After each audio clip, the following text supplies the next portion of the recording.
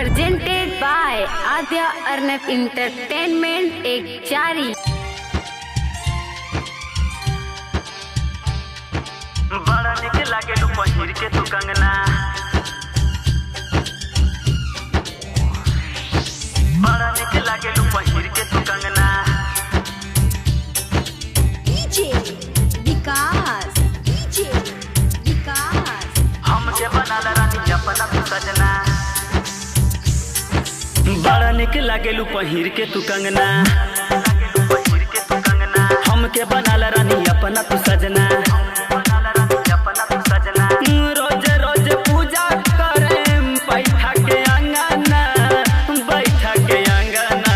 बड़ा निक लागेलू पहिर के तू कंगना, पहिर के तू कंगना। हमके बना ले रानी अपना तू सजना, रोज रोज पूजा करे बैठा के अंगना, बैठा के अंगना। बड़ा निक लागेलू पहिर के तू कंगना, हमके बना ले रानी अपना तू सजना, बना ले रानी अपना तू सजना। आद्या अर्नव रिकॉर्डिंग स्टूडियो एक जारी।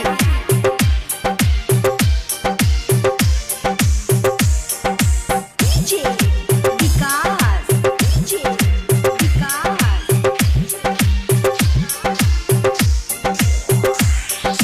मटियारकला सीतामढ़ी, मटियारकला सीतामढ़ी।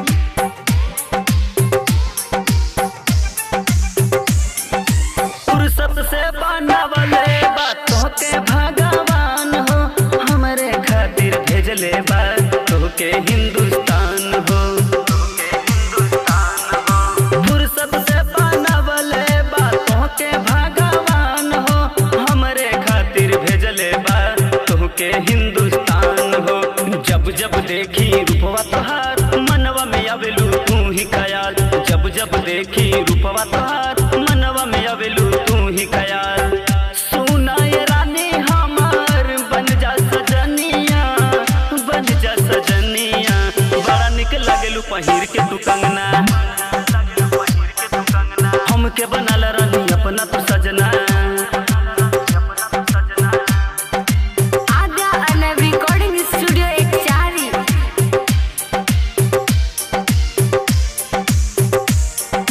डीजे विकास, डीजे विकास।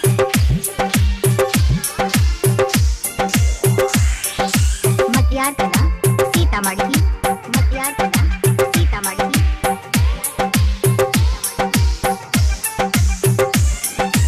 अखियां तोहर कइले बा हमरा के जियान हो, रूपवा तोहर लागेला सूरज औरी चांद हो,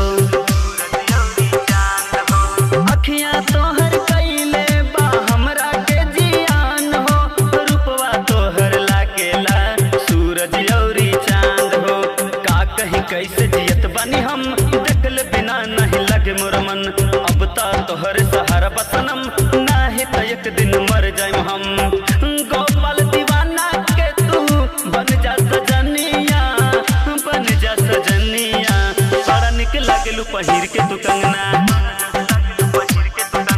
हमके बना ला रानी अपना तू सजना, रोज रोज पूजा करे बैठा के अंगना, बैठा के अंगना। बड़ा निक लागेलू पहिर के तू कंगना, हमके बना ले रानी अपना तू सजना। आद्या अर्नव रिकॉर्डिंग स्टूडियो एक जारी।